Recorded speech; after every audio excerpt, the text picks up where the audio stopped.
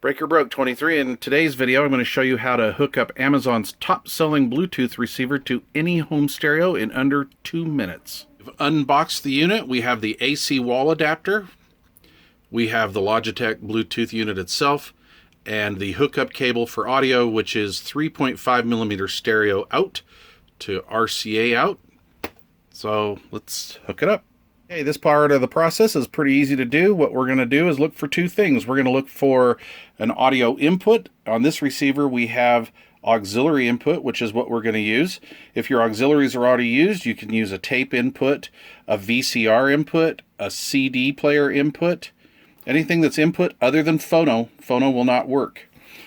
Next thing we're going to look for is a unswitched and switched power outlet. I prefer switched because when you turn the receiver on and off, it will turn your Bluetooth on and off.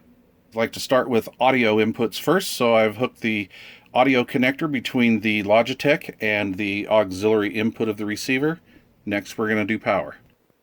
Okay, we have our power hooked up to the switched 110 volt output to the input of the Logitech. All right, now let's listen to it. Okay, so we got it all hooked up. Let's turn on the receiver. I have paired this up according to Logitech's instructions. You can just hear the confirmation beep right there. Let's give it a little quick ditty here.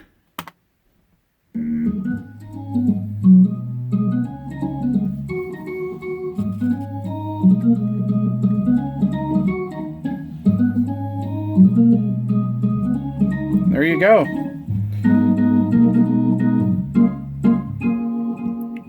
How to Bluetooth any home stereo in under 2 minutes. Thanks for watching.